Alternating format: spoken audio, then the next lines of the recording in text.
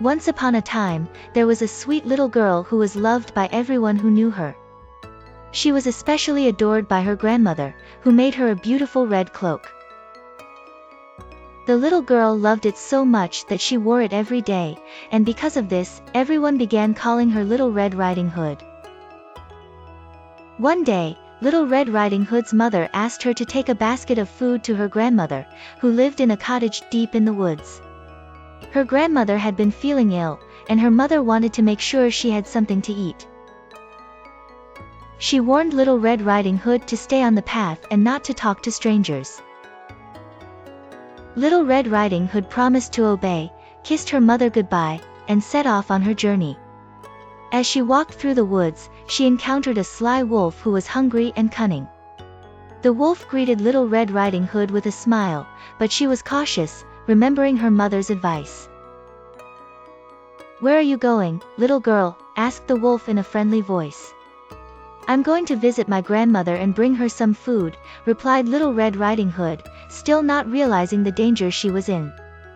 The wolf's eyes gleamed with hunger as he thought of a plan. The wolf asked, "Which way does your grandmother live?" Little Red Riding Hood, not thinking much of it, replied, "She lives down the path that winds through the woods. Her cottage is at the end of it." The wolf smiled slyly and said, "Why not take the longer, more scenic path?" Little Red Riding Hood agreed, thinking nothing of the wolf's suggestion, and happily wandered off to pick flowers.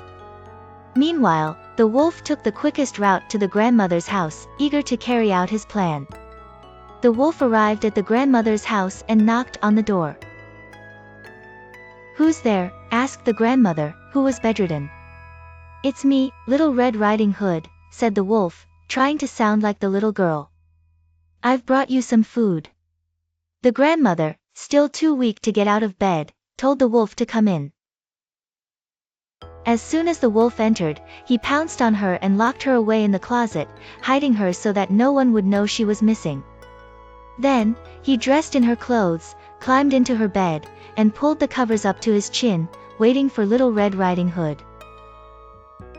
Meanwhile, Little Red Riding Hood, unaware of the wolf's deception, arrived at her grandmother's cottage. She noticed that the door was slightly ajar and, feeling a little uneasy, went inside. "Grandmother, it's me, Little Red Riding Hood," she called, but there was no answer. As she entered the room, she was struck by how strange everything seemed. Her grandmother, normally so lively, was lying in bed, looking different somehow. "Grandmother," Little Red Riding Hood said, "what big eyes you have." "All the better to see you with, my dear," the wolf replied. "Grandmother, what big ears you have." "All the better to hear you with, my dear," said the wolf, his voice muffled under the covers. "Grandmother, what big teeth you have." "All the better to eat you with, my dear," the wolf roared, jumping out of the bed and leaping toward Little Red Riding Hood.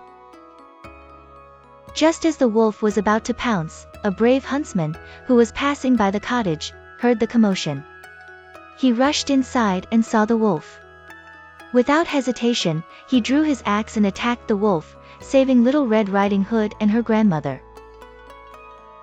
The huntsman cut open the wolf's stomach and freed the grandmother, who was unharmed but frightened. Little Red Riding Hood hugged her grandmother, grateful that the danger was over.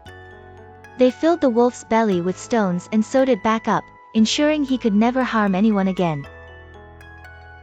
From that day forward, Little Red Riding Hood learned to be more careful and never strayed from the path again. She also promised her grandmother that she would never talk to strangers, and she always remembered the lesson learned that day.